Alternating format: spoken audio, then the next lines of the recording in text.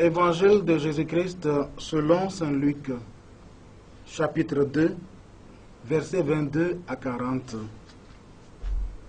Quand arriva le jour fixé par la loi de Moïse pour la purification, les parents de Jésus le portèrent à Jérusalem pour le présenter au Seigneur, selon ce qui est écrit dans la loi. Tout premier-né de sexe masculin sera consacré au Seigneur.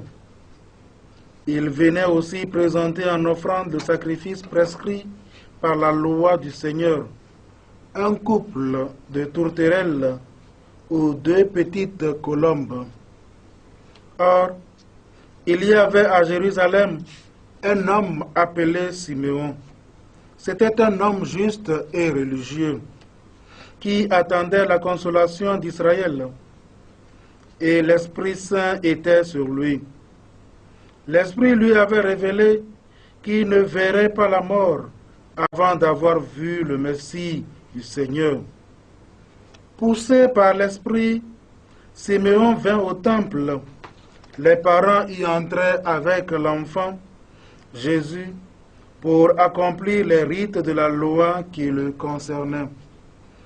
Siméon prit l'enfant dans ses bras et il bénit Dieu en disant: Maintenant, ô Maître souverain, tu peux laisser ton serviteur s'en aller dans la paix, selon ta parole. Car mes yeux ont vu le salut que tu préparais à la face de tous les peuples, lumière pour éclairer les nations païennes et gloire d'Israël, ton peuple. Le père et la mère de l'enfant s'étonnaient de ce qu'on disait de lui.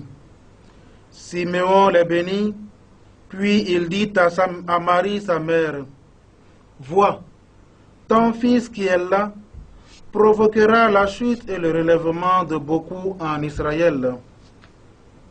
Il sera un signe de division, et toi-même, ton cœur sera transpercé par une épée. Ainsi seront dévoilées les pensées secrètes d'un grand nombre. Il y avait là une femme qui était prophète, Anne, fille de Phanuel, de la tribu d'Aser.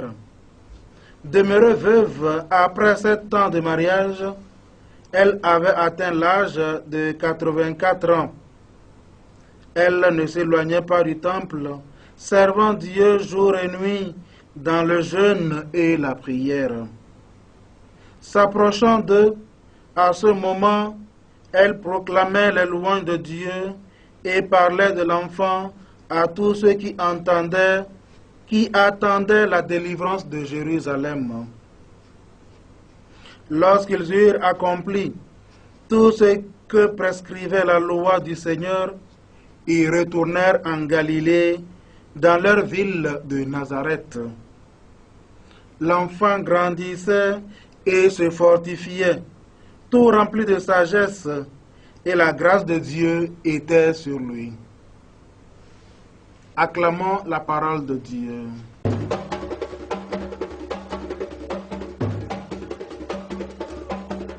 Chers frères et sœurs en Christ, et vous, chers téléspectateurs de la TV Space, loué soit Jésus.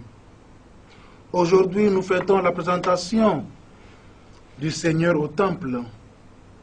Cette fête est également la fête de tous les consacrés, comme l'a voulu le pape Jean-Paul II. La journée de la vie consacrée est célébrée en la fête de la présentation du Seigneur au temple. La présentation de Jésus au temple, selon la prescription rituelle, annonce le don de Jésus par amour de Dieu et des hommes.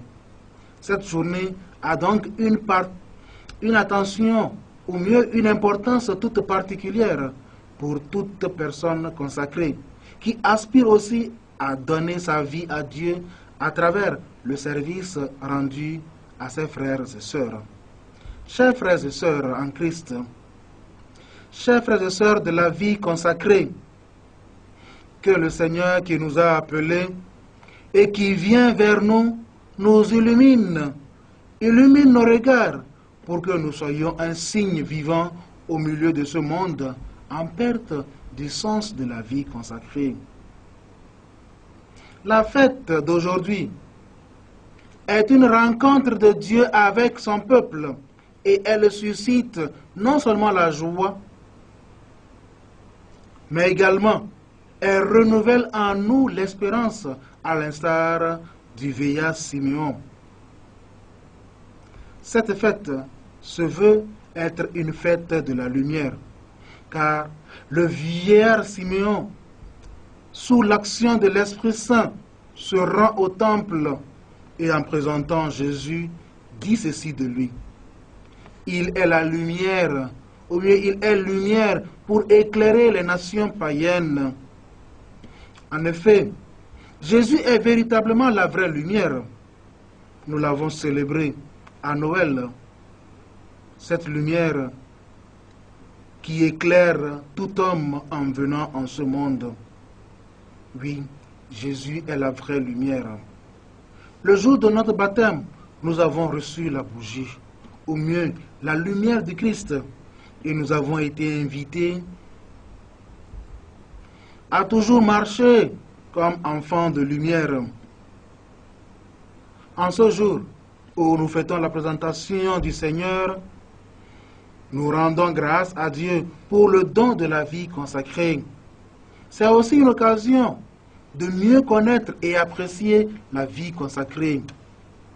C'est en cela que nous pourrons, maintenant et à jamais, célébrer ensemble les merveilles que le Seigneur a accomplies en tout un chacun de nous.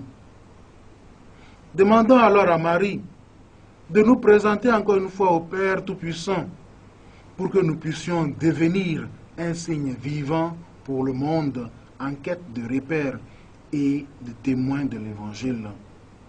Que le Seigneur nous bénisse maintenant et à jamais. Prions.